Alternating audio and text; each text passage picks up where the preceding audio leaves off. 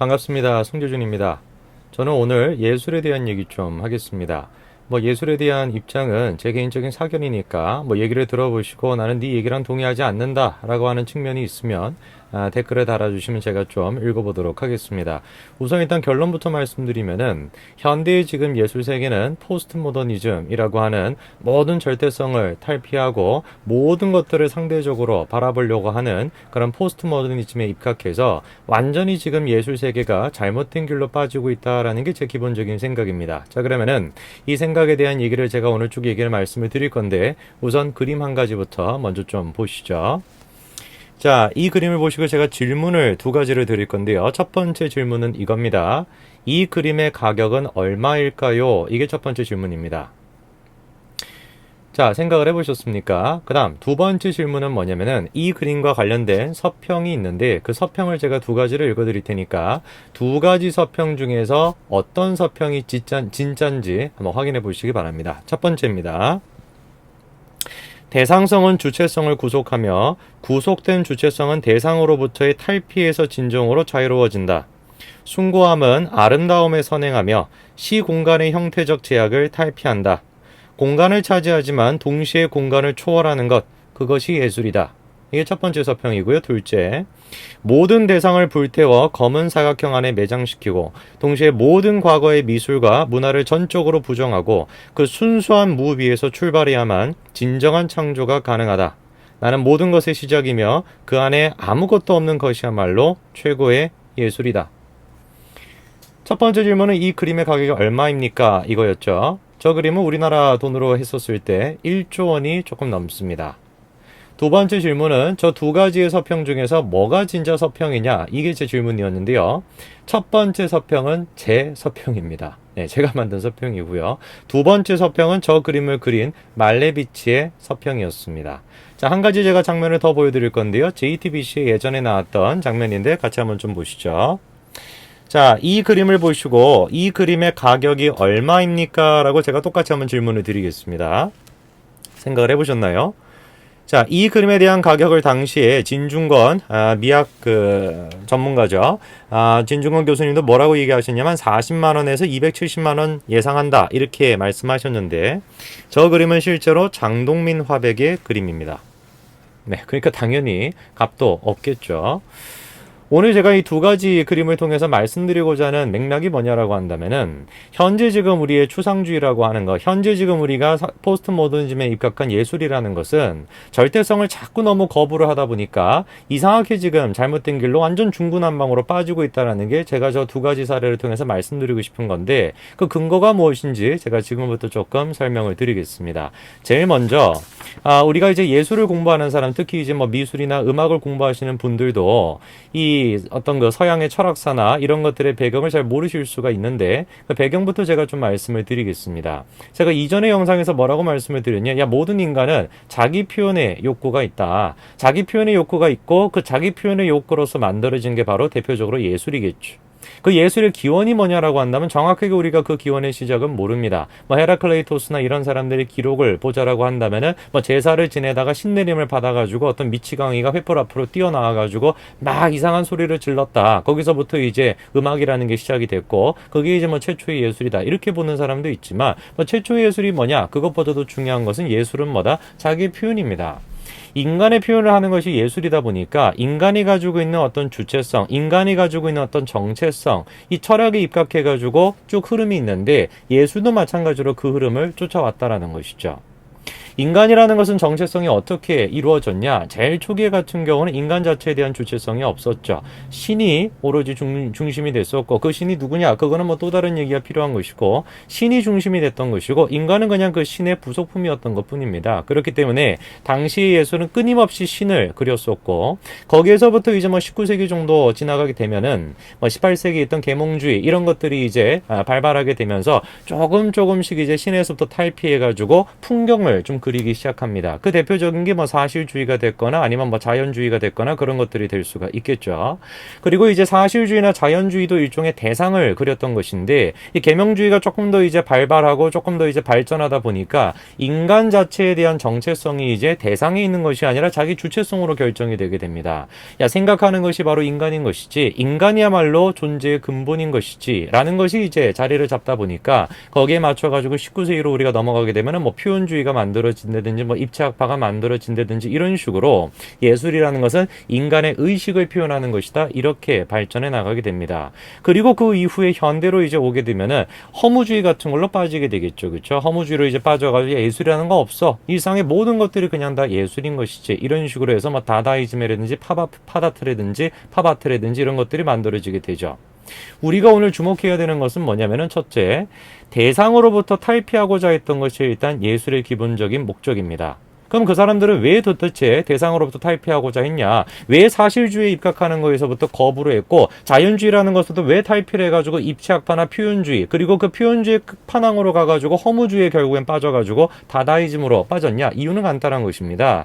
예술가들은 대상이라는 거, 이 대상은 사회 환경에 의해 가지고 환경에 의해서 이미 결정되어 있는 것이기 때문에 인간의 숭고한 의식이라는 거, 인간이 가지고 있는 숭고한 인식이라는 것이 저 대상에 의해 가지고 제약을 받는다라고 생각을 했던 것이죠. 그렇기 때문에 자유로워지기 위해서, 그리고 인간의 의식을 좀 더 강화시키기 위해서 대상으로부터 탈피한다라는 것이 선행될 수밖에 없었던 겁니다. 물론 이런 식의 대상으로부터 탈피는 우리가 이해할 수 있습니다. 뭐 칸트가 됐거나 뭐 료타르가 됐거나 이런 사람들도, 야, 아름다움이라는 것은 한정적인 대상으로부터 이루어질 수 없는 거야. 대상이라는 건 시공간 안에 갇혀져 있는 제약적인 요소이기 때문에 그런 거를 통해 가지고 우리가 아름다움을 추구해서는 안 되는 것이고, 진짜 아름다움은 시공간을 초월한, 대상을 초월한 숭고함에 있어, 이런 식으로 주장을 했던 것처럼 저도 그 점에 대해서는 동의를 합니다. 근데 문제가 되는 것은 뭐냐, 이 대상으로부터 탈피가 너무 심해져가지고 일종의 허무주의에 빠진 포스트 모더니즘으로 이어졌다라는 것이 문제 제기고, 그 포스트 모더니즘에 입각해가지고 현대 예술판이 완전히 엉망진창이 됐다라는 게 제 생각입니다. 포스트 모더니즘은 뭐라고 얘기하는 것이냐, 이렇게 얘기하는 것이죠. 야, 대상이로부터 끊임없이 벗어나야 된다. 대상이라고 하는 저 명확성, 대상이라고 하는 저 절대성, 저기서부터 벗어나가지고 모든 것들은 상대적인 것이야, 이런 식으로 주장이 되게 됩니다. 그러면 우리가 생각을 해보자라는 겁니다. 과연 정말로 인간이 하는 예술에서 절대성으로부터 완전히 자유로워질 수 있을까요? 명확성, 대상으로부터 완전히 자연스러울 수 있을까요? 불가능한 것입니다. 왜? 그림을 그리는 자, 음악을 하는 자, 예술을 하는 자 자체가 이미 인간인데, 그 인간 자체가 이미 시 공간 속에 제약이 되어 있기 때문에 절대적으로 절대성을 추구하면서 절대적으로 모든 대상으로부터 벗어나는 게 불가능하다라는 것입니다. 그 불가능한 것을 가능하다라고 만들려도 보니까 자꾸 이제 구멍 같은 게 생기게 되죠. 그 구멍을 이제 메꿀 요소가 필요했던 것인데, 그것이 바로 뭐냐? 그림을 그리는 자, 예술을 그리는 자, 자기 자신이 그 구멍을 메꾸게 된 거예요. 비극적인 것은 뭐냐면은, 모든 절대성을 다 타파를 하다 보니까, 그 절대성을 다 타파를 하다 보니까 자기 자신이 이 그림을 제약하고 있다는 사실을 그림을 그리는 사람 스스로가, 예술가 스스로가 모르게 됐다는 것입니다. 예를 들어가지고 아까 전에 제가 그림 한 가지를 보여드리지 않았습니까? 말레비치의 그 검은 사각형이라는 그림을 보여드렸는데, 질문 한번 제가 해보자라는 겁니다. 검은 사각형이 말레비치가 그렸으니까 1조 원이 넘는 것이지, 만약에 이 검은 사각형이라는 걸 제준이가 그렸다라고 쳐봐요. 1조 원 받겠습니까? 제가 네모 딱 그려가지고, 자, 여기 검은 사각형, 이렇게 얘기한다 그래가지고 그림을 누가 1조 원 주고 사겠어요? 아니죠. 무슨 말입니까? 그림이라는 것 자체가 끊임없이 절대성을 포기하는 것으로부터 만들어지겠다라는 시도에서 이루어졌지만, 막상 알고 보니까 그 그림 자체를 누가 제약하고 있는 겁니까? 그 그림의 가치를 이미 누가 결정해버리고 있는 겁니까? 화가 스스로가 결정해버리고 있는 것이죠. 그 절대성의 어떤 탈피의 모순점을 피하기 위해 가지고 예술가들이 선택했던 것은 제가 생각하기에는 미사옥구들입니다.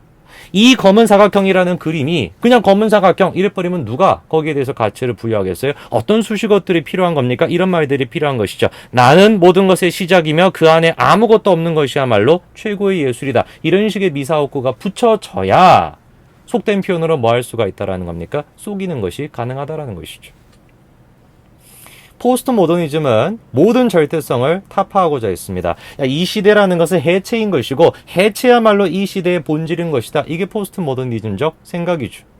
모든 것들을 다 거부하는 것, 모든 것들을 해체하는 것 가능할까요? 불가능합니다. 왜? 화가 자신이 이미 시공간 속에 제약을 받는 존재이기 때문에 제약을 받는 자가 만드는 모든 것들도 당연히 제약을 받을 수밖에 없죠.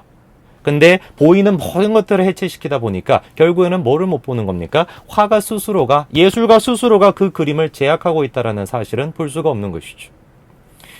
포스트 모더니즘에 입각한 예술이 가지고 있는 두 번째 모순점은, 포스트 모더니즘은 인간의 실존에 대해서 탐구하죠. 그리고 포스트 모더니즘 바라보는 인간의 실존은 불행한 인간입니다. 그럼 왜 불행하냐? 모든 포스트 모더니즘들은 자본주의라는 것에 입각해서 인간의 실존을 해체시키죠.